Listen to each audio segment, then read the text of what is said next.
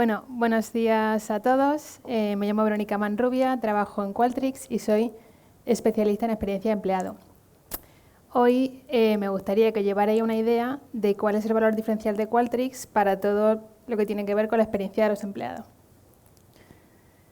Siempre que tengo una conversación con alguien sobre experiencia de empleado, con algún cliente y tal, siempre arranco con esta gráfica. Me gusta muchísimo. ¿Por qué? Porque te permite ver paso a paso cómo hacer de la experiencia de empleado una ventaja competitiva. La fase 1 de la curva, esa escucha tradicional, esfuerzos puntuales, es donde, en general, cualquier empresa está. La que más y la que menos lleva haciendo una encuesta de compromiso de clima 10 años, cada año, cada 2. Suele haber también escuchas puntuales pues, de onboarding, de salida y algunas más. Y estamos aquí, ¿no? Este sería como un poco el mundo viejo, ¿vale? Y ahora habría que dar el salto a modernizar esas escuchas. ¿Cómo? Pues empezando por un programa más robusto de compromiso y pulsos, donde la filosofía sería, primero, medir más con menos. O sea, se tiene que quedar ya muy atrás esas encuestas de 100, 120, 150 preguntas que le llega al empleado una vez al año y medir de forma mucho más continuada, sabiendo que lo que pregunto es útil para sacar conclusiones y, sobre todo, para la toma de acción. O sea, el foco ahora está en con lo que mido, con lo que pregunto, con la información que saco, poder hacer algo. Si no, no me pregunte, prácticamente, ¿no? Hablamos de mayor frecuencia, de una escucha continua, porque el entorno que tenemos a día de hoy es súper cambiante y realmente que me pregunte cada año igual no captura cómo yo me siento a lo largo de mi vida como empleado en una empresa. A nivel de capacidad, pues la analítica avanzada es vital, el tener también un foco cada vez más descentralizado, es decir, que no se quede en la alta dirección ni recursos humanos, sino que permee mucho hacia abajo y se le dé mucho papel a los managers. ¿Vale? Esta parte para mí es como la fundamental, es decir, por dónde tenemos que empezar si queremos construir un pilar sólido de experiencia de empleado. Pero no nos quedamos ahí. Luego, el siguiente paso en la curva de madurez es la experiencia entendida de forma holística. Es decir, ya tenemos los fundamentos, tenemos un programa de escucha continua desarrollado y tenemos que añadir esos momentos de la verdad del empleado, porque yo como empleado sigo un employee journey y vivo una serie de momentos importantes a lo largo de mi vida como empleado dentro de esa empresa.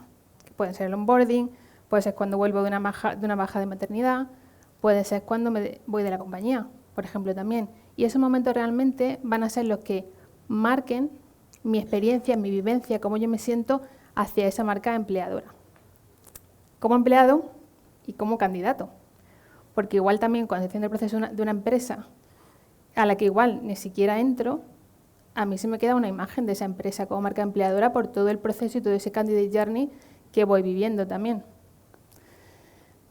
Hablamos también de escucha pasiva. ¿Y qué es esto, no? O sea, si estamos hablando mucho de encuestas y demás, al final las encuestas, que están fenomenal para colectar ese dato experiencial, van a llegar a un punto de saturación y va a llegar un momento en el que ya no voy a preguntar más.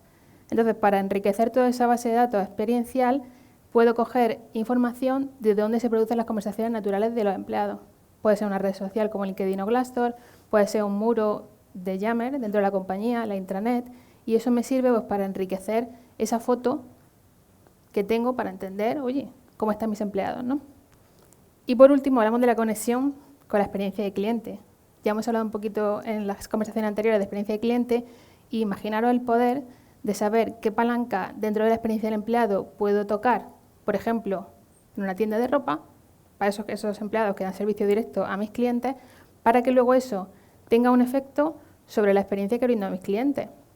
Entonces, no solo el tiempo que espero en la caja va a pesar, sino a lo mejor la formación que yo le doy a ese empleado en tienda también va a tener un peso significativo en cómo brindo mi servicio a los clientes, ¿no?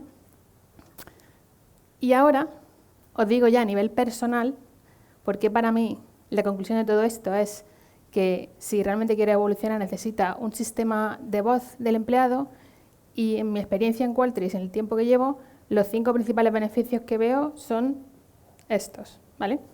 En primer lugar, sistematizar. Es decir, dejar de hablar de proyectos y pasar a un programa. Es decir, que la experiencia del empleado sea algo que forme parte del ADN de la empresa y no un esfuerzo puntual que hago una vez al año por poner como un tick en una cajita, ¿no? La automatización. Cuando hablamos de los momentos de la verdad, son momentos concretos.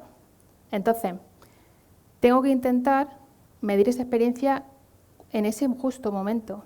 ¿Por qué? Porque ahí es cuando yo la tengo fresca, cuando me importa, cuando es relevante para mí y cuando te voy a dar un feedback de calidad y cuando, si estoy pasando por una mala experiencia, tú me vas a poder recuperar, ¿vale? Hablamos también de la toma de decisiones basadas en datos. Yo creo que en recursos humanos es especialmente importante porque no estamos tan acostumbrados a eso. O sea, el ir dándole más peso al dato, a la estadística descriptiva, modelos predictivos, análisis cualitativo de la información, nos hace ganar credibilidad y peso en la organización como equipo de recursos humanos y tomar decisiones mucho más precisas, ¿vale? Hablamos también de la democratización, la experiencia del empleado es cosa de todo el mundo, no es solo de recursos humanos, tiene que permear en managers, que al final son casi los héroes de la historia, y tiene que llegar a todas las capas. Y por último, la capacidad de conectar en una plataforma única pues todas las experiencias de empleado con las experiencias de cliente también. Entonces, una plataforma como Qualtrics, al final, los requisitos de la experiencia del empleado han cambiado de forma drástica y creemos o hemos diseñado nuestra solución de manera que podamos dar respuesta a todos esos nuevos requisitos. Hablamos de pasar de lo puntual a lo continuo y conectado, de medir solo clima, que era lo habitual, a medir la experiencia de forma holística. Hablamos también, esto no lo he comentado, de programas o proyectos muy dependientes de consultoría, 100% externalizados, a un modelo basado más en la ciencia y la innovación tecnológica. Mucha más autonomía y capacidad de crecimiento. Hablamos de soluciones más rígidas, menos moldeables, a una solución más flexible y más ágil que te permite adaptarte con el tiempo.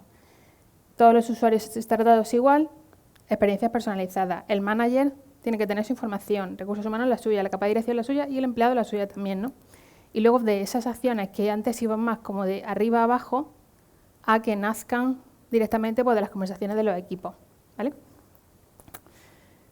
¿Y cómo lo hacemos esto en Qualtrics? Pues todo el modelo end-to-end de escucha al empleado lo dividimos en 3 grandes pilares: escuchar, entender y actuar.